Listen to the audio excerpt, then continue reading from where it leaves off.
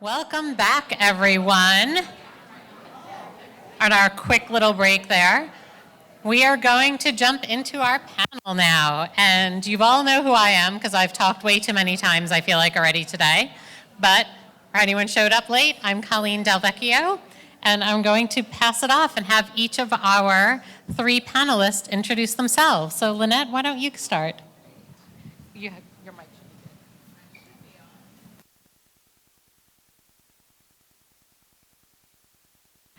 Okay, great. Oh, there you go. Now you worked. All righty, well, good afternoon, and I wish each and every one of you were up here seeing what I am seeing right now. This is an outstanding view. So congratulations to all of you. It's an honor and a pleasure to be here. My name is Lynette Watkins, and I am humbled and privileged to serve as President and CEO of Cooley Dickinson Healthcare, proud member of Mass General Brigham, and thank you for the invitation and for being here. Thank you. So, gracias, I'll say in Spanish, to the Chamber of Greater East Hampton, Colleen, for sticking to the invitation, even post-pandemic, and for Mo.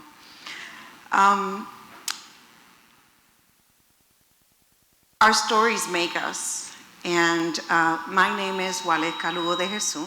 I'm purposely pronouncing it the way it should be.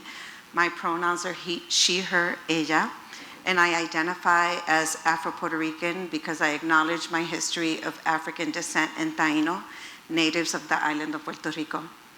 That is the foundation of my history, my identity, and my culture, and that's my leadership story. I needed to understand my roots in order to understand the economics, the oppression, and the continued inequities that I faced as an Afro-Puerto Rican female. So today I am here with you as the CEO of Inclusive Strategies, and I help organizations create meaningful social change with a human-centered racial healing approach, addressing systemic racism for equitable environments and communities. And I want to thank lovingly Robin for using her notes in the beginning and giving me a license to do the same during the introduction. Thank you. Hi everyone, I'm Pia Kumar, and I am so thrilled to be here. Colleen and I were just talking. I think this conversation started pre-pandemic. Yes. So yes, we are all here, we're all together, and it's so nice to see so many familiar faces. I am the co-owner of Universal Plastics Group, which is a family of manufacturing businesses that are headquartered not too far away in Holyoke, Massachusetts. And I also have the privilege of being involved a little bit in our wonderful community in Western Mass. And a few of the organizations I'm involved with are here, so it's great to see so many great leaders and women in one spot. Interesting facts about me: I have always worked in male-dominated industries.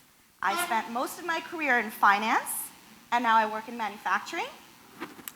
Is this mic? Can you guys hear me? Is that better? Yes. Okay. Better. Another interesting fact is I actually grew up in India for part of my life. There we go. Great, thank you. Waleska, we'll have you start with the next question, Great. which is to tell us a little bit about how you landed in a leadership role. Thank you, Colleen, and I failed to thank my fellow panelists for being here with me and sharing this space. I'll start with a quote, and you can't be what you can't see, from Marian Wright Edelman. She was an American activist for civil rights and children's rights and influenced Martin Luther King Jr. So I would say that I emerged as a leader because I show respect for everyone. I walk in empathy, and I always have a lot of curiosity. And that earned me many connections. And I say to my cousins and to my friends and anyone that would listen, having access to people is more important than money to me. Mentors, many mentors opened the doors for me to have access to people and teach me, motivated me, and listened to me and helped position me. So succession planning is really important. And for every person that helped me, I make sure that I help another. So other people saw many times abilities in me that I didn't see for myself. Because of the quote that I mentioned. But I realized that I can be bold, I can be brave, I can be my authentic self. And strategically, I created my own path. So I look to actionable steps and only accept invitations that fall under 3 buckets. I am from Puerto Rico, but I've been past 21 years in Springfield, Massachusetts.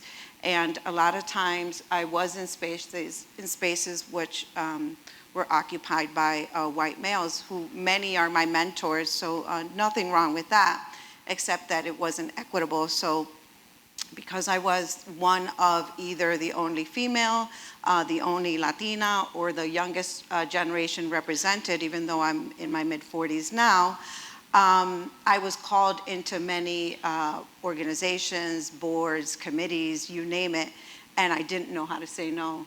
And so then, when I began to quantify my time, I realized that more than 40% of my time was being invested in volunteer work, which in an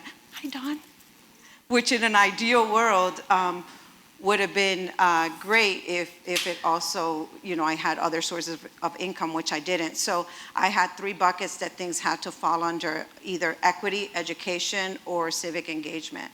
And so anything that falls under those 3 buckets that I would engage and either expose myself to help other people or look to model someone that I saw that I wanted to be like. Thank you. Thank you. Pia, did you want to jump in? Yeah, sure. So when I think about my journey as a leader, and I really believe what Robin said is that every single one of us is leaders, right? It's just a matter of where you are in your career path and where your feet are. So when I think about early on in my career, I started my career in finance on Wall Street. And I think that what I really did early on is I sought opportunities at big companies, but in groups that were smaller. And that worked really well for me because the big companies sort of give you access to mentors and they have resources, and I can't stress more the importance of mentorship and someone who really sees you, right? I mean, I think we like to help people that we see and that we like. And I think having those relationships, really nurturing those relationships, finding the people that see you and see who you are and what you bring to the table is really important. So that's what I did early on in my career. Worked at large organizations, but in groups that were smaller. So there was a little bit more of an opportunity for me to take on a bigger role and have more of an impact. So for an example, when I worked on Wall Street, my first job out of college, I took a risk and I moved to Philadelphia to set up a new office. But I was the only analyst there. I was the only person right out of college, so I got my own accounts. And they were, dog accounts that didn't do any business with us, but it put me in front of the customer, it put me in the driver's seat, and it gave me the opportunity to get that experience.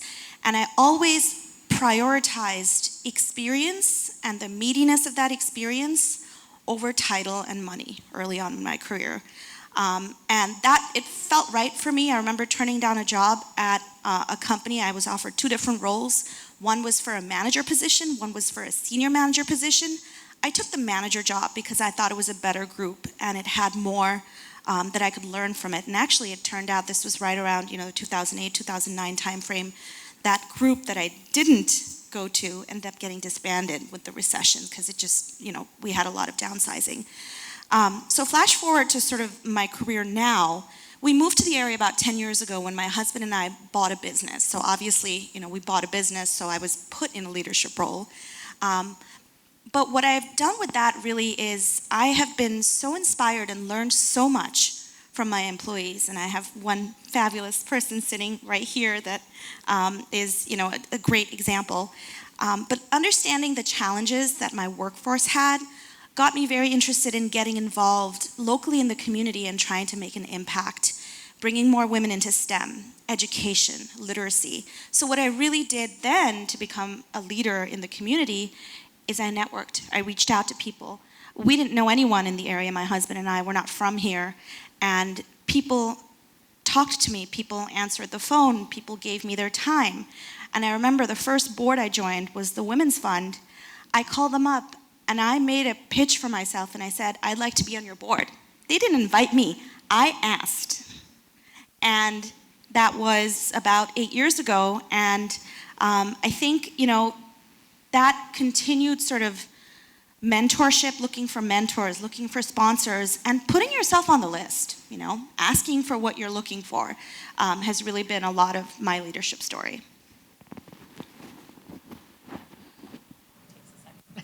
Thank you, Pia. I love the, asking for it, not waiting for it. Lynette, do you want to tell us about your leadership journey? Sure, and I think that leadership comes from within. I didn't ask or expect anybody to tell me that I was a leader. I knew I was a leader. And fortunately, I was supported by family and friends and mentors and colleagues that also supported that. But ultimately, that came from within because a lot of leadership involves service. And I strongly believe in servant leadership. And in order to do that, you have to get comfortable being uncomfortable, or as someone says, comfortably uncomfortable. And in order to do that, you've got to step out on faith and trust and support each other and ultimately do it with grace. But leadership really comes from within. And with that confidence, that drive, and that focus on service to others, and of course in healthcare, service ultimately to patients and the communities that we serve, and having that as the true north, you can do anything. And I felt I could do that. The journey has been, as Robin has said and others have said, a winding road. It is not a straight line. But that'd be no fun if it were a straight line. And part of the journey is really enjoying it and enjoying what you do, enjoying the people that you meet, lifting them up, and sharing. That's a part of leadership too. I was fortunate in that I had wonderful parents and a sibling that believed I could do whatever I wanted to do. They didn't always agree. They didn't understand. My dad still doesn't understand what I'm doing. But they loved me enough to know that I was happy, I was doing something positive, and that ultimately I was contributing to the greater good, which is incredibly important. But leadership, that comes from within. You have to believe in you first and take care of yourself first. We call it care for the caregiver. We have to take care of ourselves first before we're able to take care of each other. Absolutely. I love the get comfortable with being uncomfortable piece. I know that's one that I definitely struggle with. I'm not good. I like comfort. So.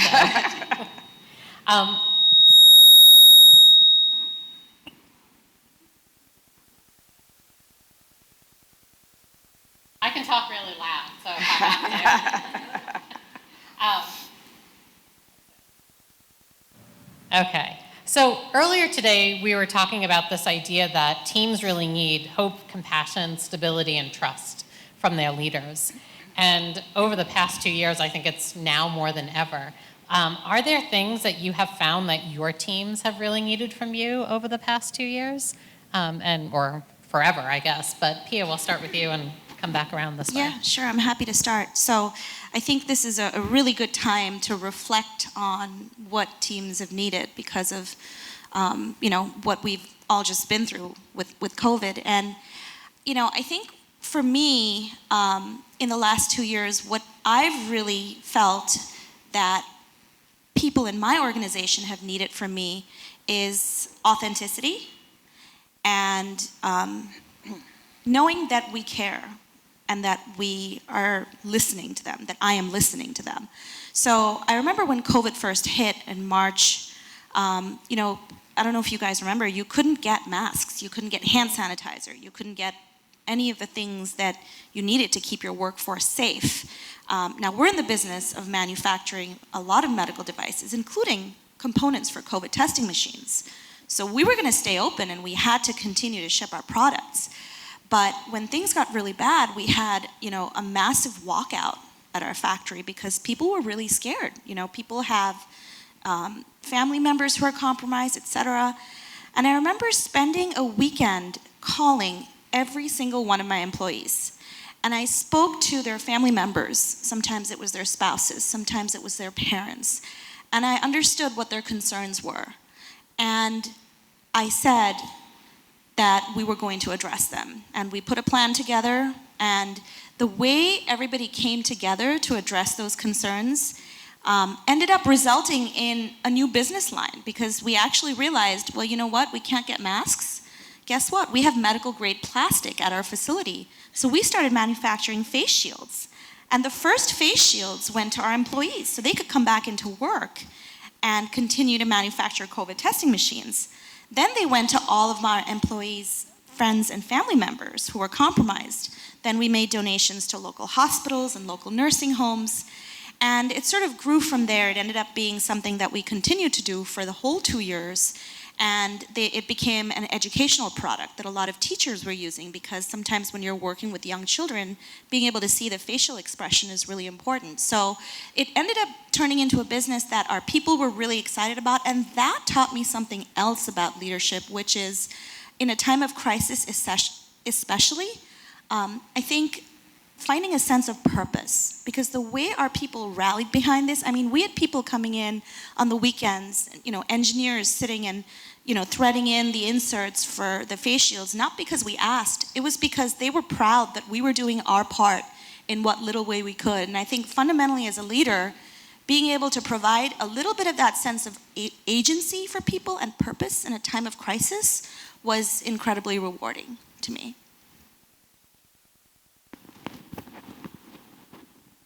So in healthcare, we have been at the epicenter of this pandemic, this now 2-year marathon, but it feels like a sprint every single day pandemic.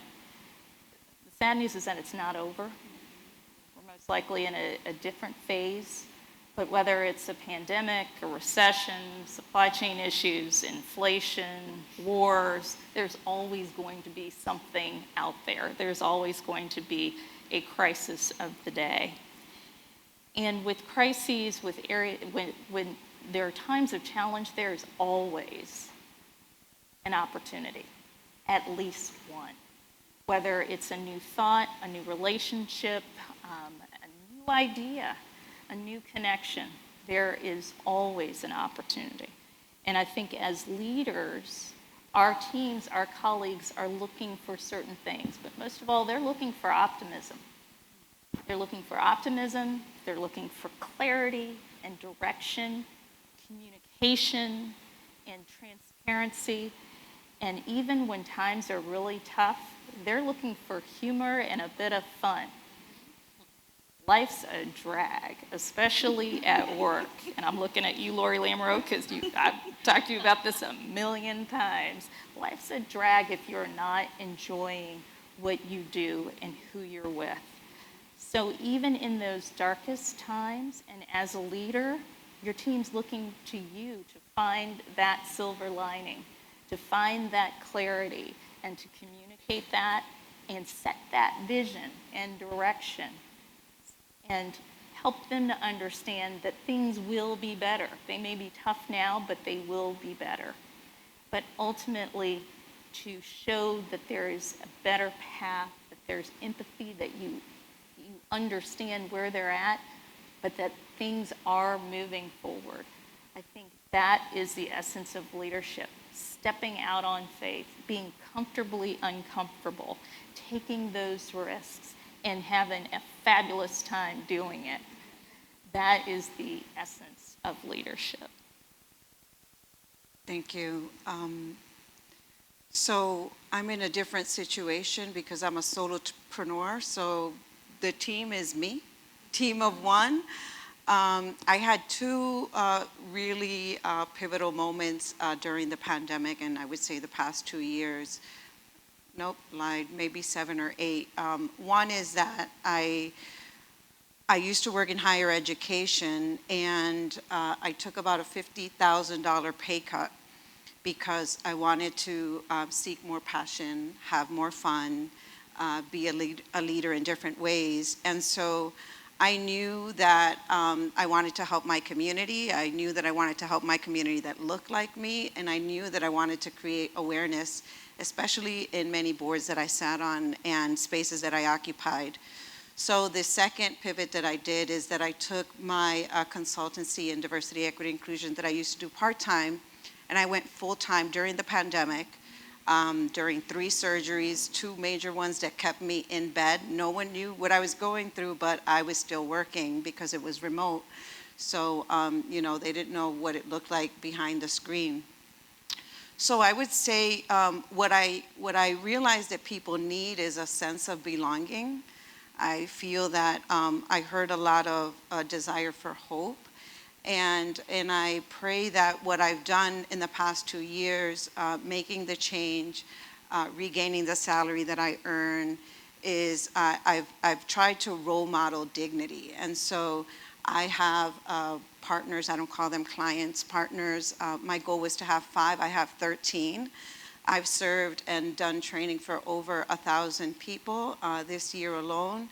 And I keep hearing the many challenges, and I call it the 2 pandemics. It was COVID-19, and it was this elevated awareness of racism, as if people were now learning that it exists. And that was really hard for me because my work is centered around helping people understand internalized racism, interpersonal, institutional, and structural. And if you don't start with yourself, with I, then you can't see how you can affect other systems in a positive way. So, when I hear words, even the word minority makes my, get goosebumps. Because when I hear the word minority, it's minor, it makes me feel less than.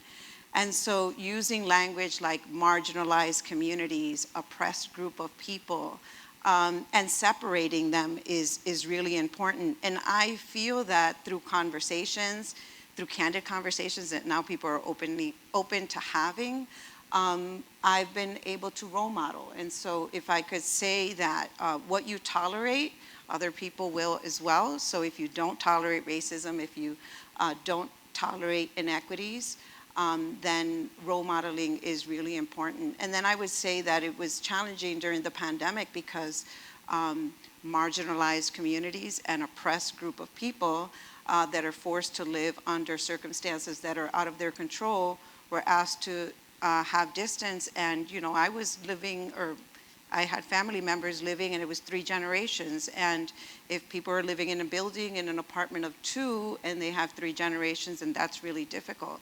Not having places to go out and walk and have some clean air is also difficult. So I feel that this has been a moment where nationally there is an awakening to having conversations that are really difficult, and I use my lived experience to make the world better because I have a 21-year-old son that's watching.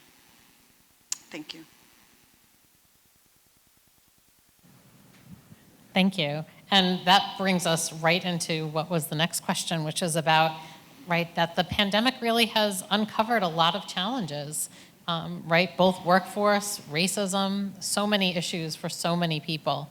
And I know, Lynette, we've heard a lot about the ones facing your industry, right? So are there things that you've all have figured out how to do that kind of address these challenges for yourself? So what keeps me up at night is our workforce. And, on behalf of the 2,100 members at Cooley Dickinson and 500 medical staff and providers, first of all, I want to say thank you. Thank you to each and every one of you in the community who has supported and continues to support Cooley and all healthcare workers across the country as we have battled and continue to battle this pandemic and everything else every single day. the workforce is tired, and there is fatigue and lack of resilience. Unfortunately, there are now episodes, particularly since this pandemic has gone on so long, of frayed nerves and, unfortunately, workplace violence. And so as we are working hard to support and give care in the community, it's becoming doubly hard to support our workforce. And so in addition to really aggressively advocating for safety of our patients, we're also working hard to take care of and make sure that our staff are safe as well. So whether formally or informally in various venues, and I know you've heard about this in the media as well as in other forums, and our state and local governments are also addressing this as well.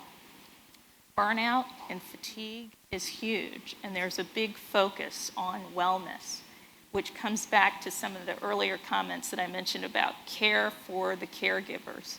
But each and every one of us here, myself included, we're all caregivers. We're taking care of somebody, whether it's a spouse or a partner or a sibling or a child or a family member or a friend, this tribe that we have here. We are all caregivers, and so it's important to set aside time for ourselves, to pause, to reflect, to enjoy. It's going to be a great weekend to get out there and really enjoy, be thankful, be grateful for all that we have right here in front of us, because for so many, and my colleagues here have shared this eloquently, there are a lot of folks out there that don't have very much at this point in time.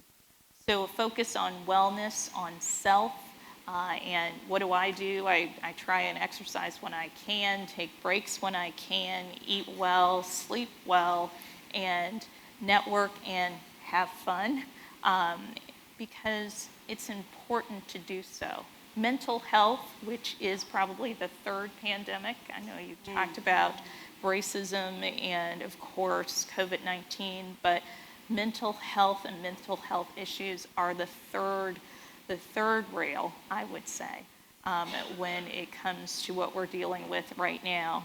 And as much suffering as we're seeing in a whole host of forms, whether it's substance abuse, gun violence, violence against others, a lot of this stems from mental health issues, general social isolation, and lack of care for each other and for self. So those are the things that we are focused on at Cooley, and that we very much want to and continue to partner with each and every one of you and your community groups in order to tackle.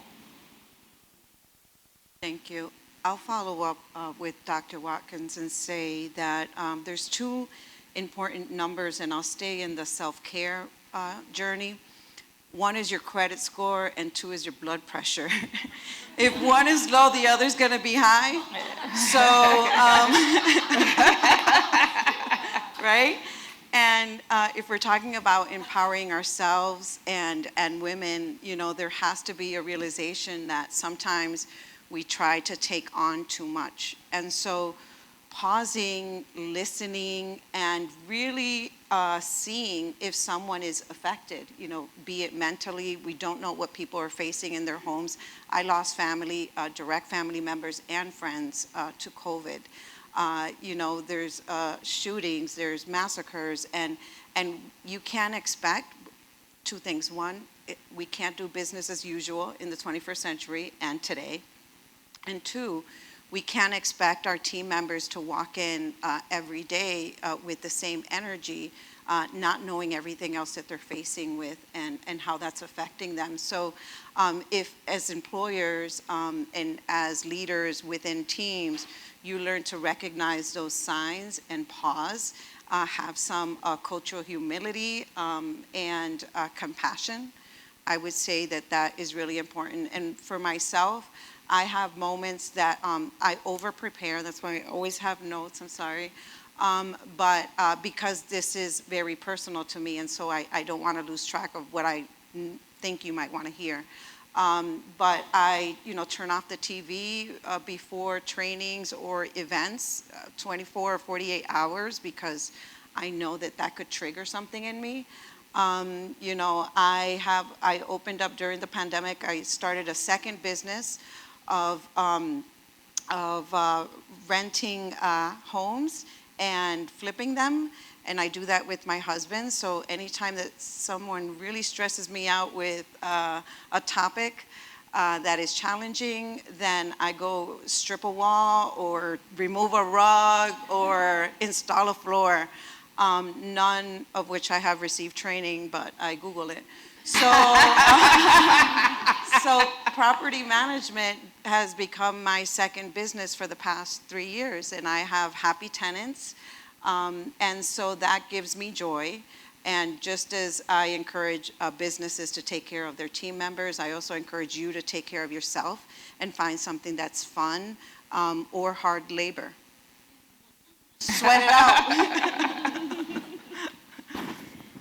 I love those ideas, and I'm not quite as handy as you, but I'm inspired. So, I think some of what you guys mentioned about burnout, I think that's real, and I can very much relate to that, both personally as well as I think we see it at the company, and I think it goes back to EQ and what Robin was talking about. I think, stopping as a leader and thinking about where this person is coming from, right? Not just what they're saying. And I think, going back to let's solve the problem. Let's not necessarily be a boss or a leader and ask a question. But I think when you're looking to solve a problem, then that kind of makes the clouds part a little bit in terms of what other people might be bringing to the table. So I've found it helpful to sort of think about things in more of that type of a framework. I think some of the things that I'm concerned about with COVID and coming out of this is, unfortunately for us, it became kind of a political issue at our factories. So we have 4 factories. One, as I said, is in Holyoke, one is in upstate New York, and 2 are in the Midwest. And they're very different populations. They're very different communities, different cultures, different vaccination rates, different politics. And again, I'm not here to talk about politics, but I think for me as a business owner who's focused on 2 things. One, having a good business that's growing, and 2, servicing my customers, it was very difficult because that muddied the water constantly and continues to, frankly. And I think we've gotten past a lot of it because, I look back and I think we actually lost a person to COVID at one of our other facilities.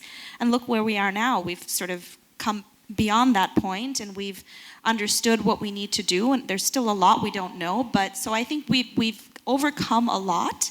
But that was definitely something that was a challenge, and I think, it's something that we're going to have to live with. I echo your concerns about workforce. I think that in manufacturing we have a pipeline problem with women, especially people of color. There's just not as many women and people of color who are studying STEM subjects and doing the technical education, and that is the reason that I've really gotten involved in the community with organizations like BayPath, for example, who's here, and Sandy's here. And BayPath brings first-generation college students whose families haven't been to college. It's the first generation going to college. A lot of women of color, heavily using a lot of financial aid. So those are exactly the types of organizations that, I'd like to be involved with to make an impact. So I think, the STEM piece of it, how do we continue to get more people into STEM? But I think COVID made it a little worse because of the whole she-session phrase, because more women left the workforce during COVID to go in because we're caregivers, right? So if somebody needed help in our extended family, it was the woman that was giving that up. So I think that sort of compounded the pipeline issue a little bit. And I think besides that, we've had some supply chain issues which we're working through. But has anyone filled a tank of gas recently? I mean, the inflation. On my way here. So I think those are the things that I think about. But I'm optimistic. I think that we have fundamentally a very good group of people in this community in Western Mass. We have great organizations that are trying to solve these problems, and I think we just keep working together to solve these problems. And we have a great workforce at Universal Plastics who really stepped up throughout the pandemic, continues to do so every day.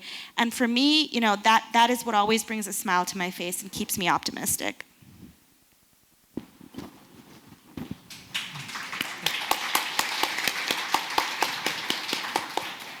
Thank you. So we have time for a couple of questions.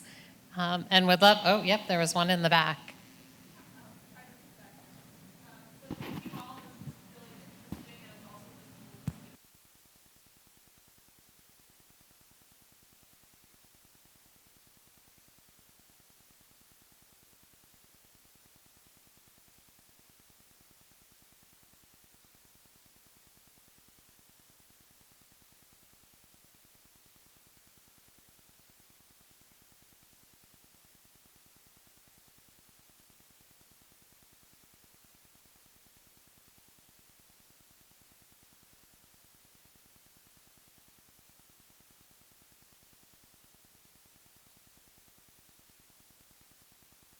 Well, in full transparency, I still struggle with it. Just ask my team over there.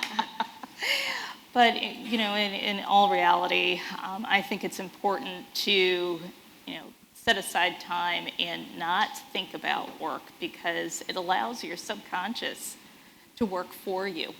I think the other thing is really trusting your team. And I have a fantastic team there. I know I tease Lori Lamoureux, boss Lori Lamoureux, our CFO, as well as Jen Johnston from Informatics and Jenny Papa-George there.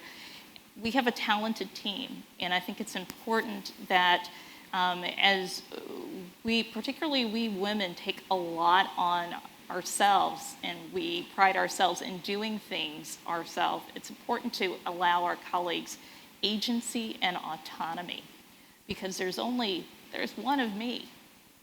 There's 2,100 colleagues that I have, and it's important that, that I empower them and they're able to empower their teams to get the work done because the job is far bigger than one person.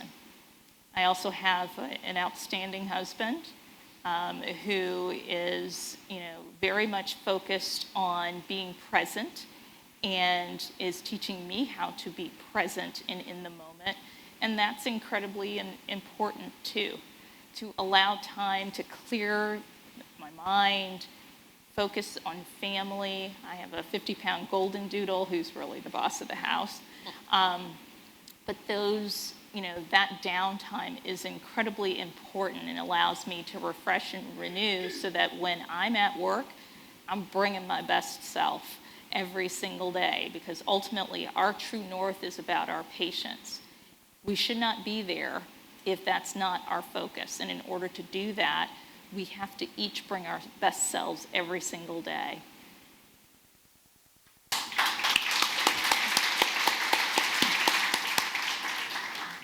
I'll answer that twofold.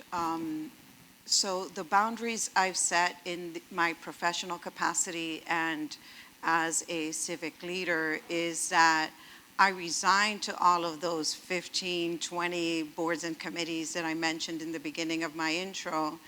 And I picked those that were within my 3 buckets. And I limit 3 board engagements at a time. So anyone that asks, I don't say no, I just say wait 2 years and ask me again. If they really wanted me, then they'll come back in the 2 years, and then I have a forced commitment to serve if it's in my 3 buckets. Then when I serve, my mother has 12 brothers and sisters. My father has 12 brothers and sisters. I'm the second oldest of more than 37 cousins on one side.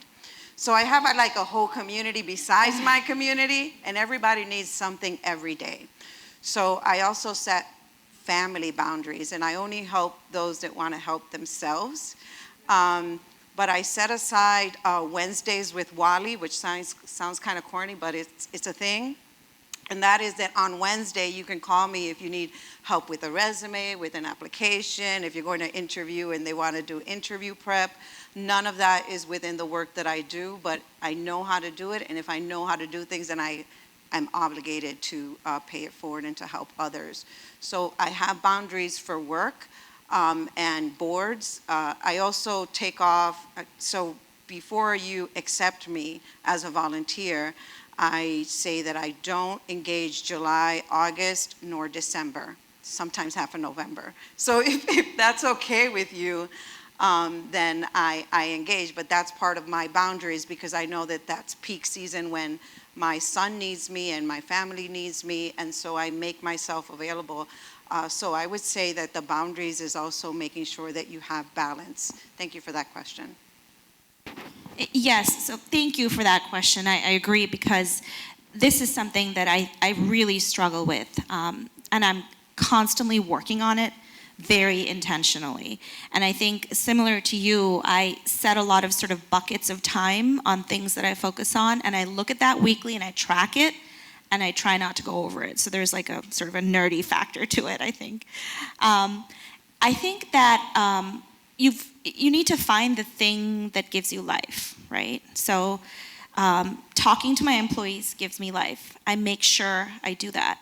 Spending the mornings and the evenings with my children gives me life. I do that. I do not travel for work. I also have a wonderful husband, and we work together, and he does all of the travel because I won't do it. I won't miss bedtime. And that's important to me.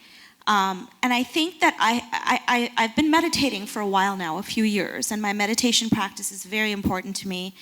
It's 10 minutes in the morning, and I do a little bit of gratitude work after that as well, which is also important to me. But I think what it's really taught me is the importance of just incrementally trying to do a little bit better, a little bit better, a little bit better without judgment, right? We're all trying to set boundaries. We're all managing families, work, relationships, but where's the self? That's got to come first. And I think I structure my weeks in a way that that is coming first for me. Thank you so much. I love all of those ideas. I will say for myself, I've spent years practicing saying no, right? And years ago, someone said to me, right, every time you say yes to something, you're actually saying no to something else. And that has stuck with me so much, right? Because every time you say yes, it means you're giving up time to do something else. And with that, I think we are at time, aren't we? So I want to thank our panel today. This has been fabulous. Thank you so much for joining us up here.